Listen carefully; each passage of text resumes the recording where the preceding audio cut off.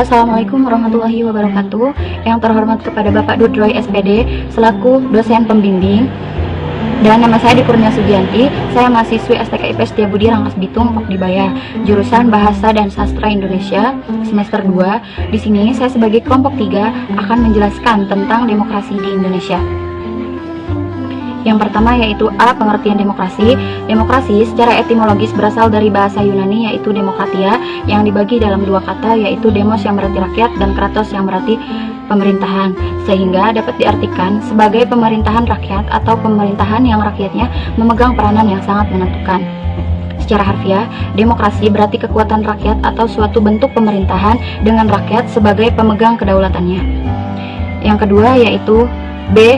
Sejarah demokrasi. Istilah demokrasi berasal dari Yunani kuno yang diturunkan di Athena kuno pada abad ke-5 sebelum Masehi. Negara tersebut biasanya dianggap sebagai contoh awal dari sebuah sistem yang berhubungan dengan hukum demokrasi modern. Namun, arti dari istilah ini telah berubah sejalan dengan waktu.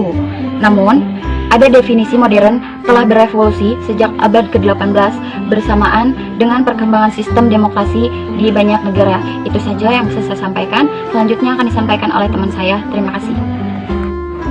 Macam-macam demokrasi. Yang pertama, dilihat dari cara penyaluran kehendak rakyat. Demokrasi langsung, yaitu rakyat secara langsung dapat membicarakan atau menentukan suatu urusan politik kenegaraan. Selanjutnya, demokrasi perwakilan atau demokrasi tidak langsung, yaitu aspirasi rakyat disalurkan melalui wakil-wakilnya yang duduk di lembaga perwakilan rakyat atau disebut juga dengan parlemen. Selanjutnya, demokrasi sistem referendum, yaitu rakyat dapat memilih wakil-wakilnya yang duduk di parlemen, tetapi dalam menjalankan tugasnya, parlemen dikontrol oleh rakyat melalui sistem referendum. Selanjutnya yaitu dilihat dari dasar atau paham ideologi yang dianut. Yang pertama ada demokrasi liberal, yaitu paham demokrasi yang menitik beratkan pada suatu ideologis liberalis yang cenderung pada suatu kepentingan individu atau perseorangan. Yang kedua demokrasi rakyat atau proletariat atau disebut juga dengan komunis, yaitu demokrasi yang cenderung kepada kepentingan umum sehingga hak-hak politik rakyat dan kepentingan perseorangan kurang diperhatikan. Yang ketiga demokrasi Pancasila merupakan ciri khusus demokrasi yang tidak hanya mencakup bidang politik saja, melainkan juga bidang ekonomi, sosial, budaya, dan mewujudkan kesejahteraan rakyat.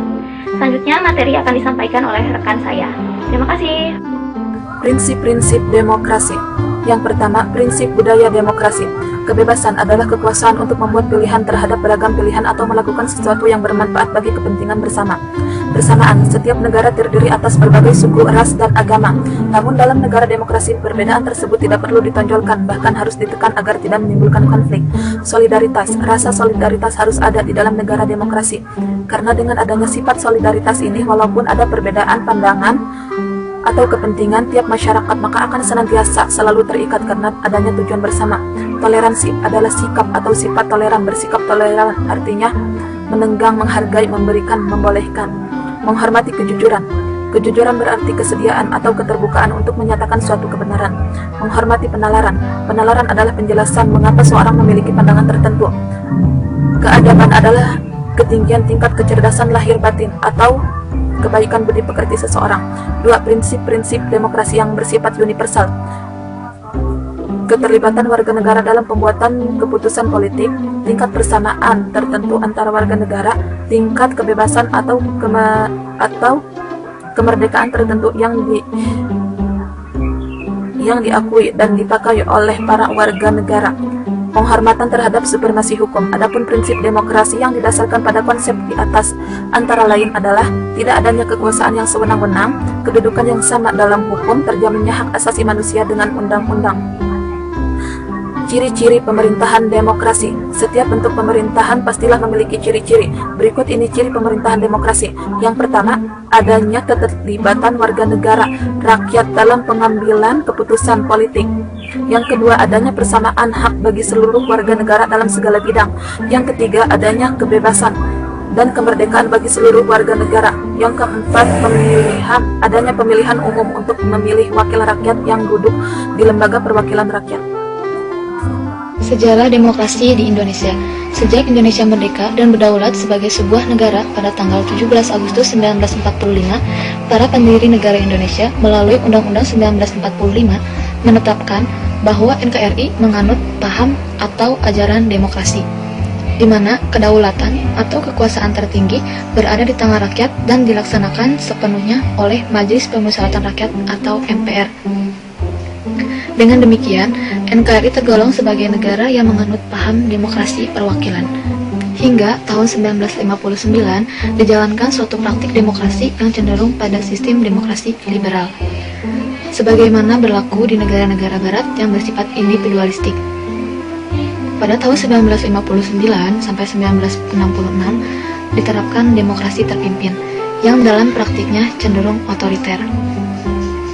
Mulai tahun 1966 hingga berakhirnya masa Orde Baru pada tahun 1998 diterapkan demokrasi Pancasila. Model ini pun tidak mendorong tumbuhnya partisipasi rakyat. Sesudah bergulirnya reformasi pada tahun 1998, kebebasan berbicara dan menyampaikan pendapat, kebebasan memilih, kebebasan berpolitik, dan lain-lain semakin bebas. Dan pada saat ini, Indonesia menganut sistem demokrasi yang mengacu pada Undang-Undang Dasar 1945. Assalamualaikum warahmatullahi wabarakatuh. Nama saya Indra Herliana, saya dari Prodi Bahasa Indonesia dan NIM saya 432231901038. Proses perkembangan demokrasi di Indonesia. Yang pertama, pelaksanaan demokrasi pada masa revolusi pada tahun 1945 sampai 1950. Di tahun ini, Indonesia masih berjuang menghadapi Belanda yang ingin kembali ke Indonesia. Pada saat itu, pelaksanaan demokrasi belum berjalan dengan baik. Hal itu disebabkan oleh masih adanya revolusi fisik. Pada awal kemerdekaan, masih terdapat sentralisasi kekuatan. Hal itu terlihat pada pasal 4 Aturan Peralihan Undang-Undang 1945 yang berbunyi, sebelum MPR, DPR, dan DPA dibentuk, menurut undang-undang ini, segala kekuasaan dijalankan oleh Presiden dengan dibantu oleh KNIP. Untuk menghindari kesan bahwa negara Indonesia adalah negara yang absolut, pemerintah mengeluarkan pertama, Maklumat Wakil Presiden nomor 10 tanggal 16 Oktober 1945, KNIP berubah menjadi lembaga legislatif. Dan yang kedua, Maklumat Pemerintah tanggal 3 November 1945 tentang pembentukan partai politik. Ketiga, Maklumat Pemerintah tanggal 14 November 1945 tentang perubahan sistem pemerintahan presidensial menjadi parlementer. Pelaksanaan demokrasi pada Orde Lama. Yang pertama, masa demokrasi liberal 1950 sampai 1959. Masa demokrasi liberal yang parlementer presiden sebagai lambang atau berkedudukan sebagai kepala negara, bukan sebagai kepala eksekutif. Masa demokrasi ini, peranan parlemen, akuntabilitas politik sangat tinggi, dan berkembangnya partai-partai politik. Namun demikian, praktik demokrasi pada masa ini gagal disebabkan yang pertama, dominannya partai politik, dan yang kedua, landasan sosial ekonomi yang masih lemah. Yang ketiga, tidak mempunyai konstituante bersidang untuk menguasai Undang-Undang Dasar Sementara atau UUDS 1950. Dan atas dasar kegagalan itu, maka Presiden mengeluarkan Dekret Presiden tanggal 5 Juli 1959. Di antaranya yang pertama, bubarkan konstituante. Yang kedua, kembali ke Undang-Undang 1945 dan UUDS tidak berlaku. Dan yang ketiga, pembentukan MPRS dan DPAS. Masa demokrasi terpimpin pada tahun 1959 sampai 1966. Pengertian demokrasi terpimpin menurut Kitab MPLS nomor 7 MPRS 1965 adalah kerakyatan yang dipimpin oleh hikmat kebijaksanaan dalam permusyawaratan perwakilan yang berintikan musyawarah untuk mufakat secara gotong royong di antara semua kekuatan nasional yang progresif revolusioner dengan berporoskan nasakom. Cirinya yang pertama, dominasi presiden. Yang kedua, terbatasnya peran partai politik. Penyimpangan masa demokrasi terpimpin. Pertama, mengaburnya sistem kepartaian. Pemimpin partai banyak yang dipenjarakan. Dan yang kedua, peranan parlemen lemah, bahkan akhirnya dibubarkan oleh presiden dan wakil presiden, membentuk DPRGR. Dan yang ketiga, jaminan HAM lemah. Keempat, terjadi sentralisasi kekuasaan. Dan yang kelima, terbatasnya peranan pers.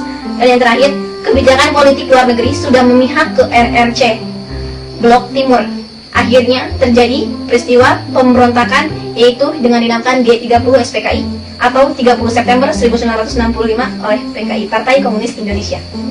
Demokrasi Orde Baru pada tahun 1966 sampai 1998.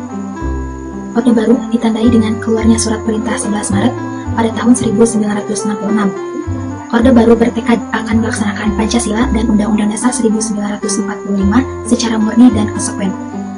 Awal Orde Baru memberi harapan baru pada rakyat pembangunan di segala bidang melalui pelita 1, 2, 3, 4, dan 5. Dan pada masa Orde Baru berhasil menyelenggarakan 6 kali pemilu. Namun demikian, perjalanan demokrasi masa Orde Baru masih dianggap gagal karena ada beberapa sebab. Yang pertama yaitu rotasi kekuasaan eksekutif hampir dikatakan tidak ada. Kedua, rekrutmen politik yang tertutup.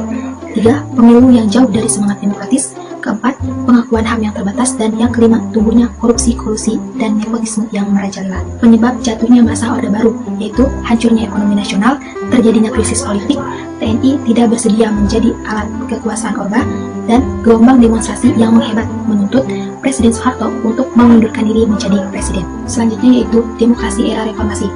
Demokrasi era reformasi dimulai sejak tahun 1998 hingga sekarang.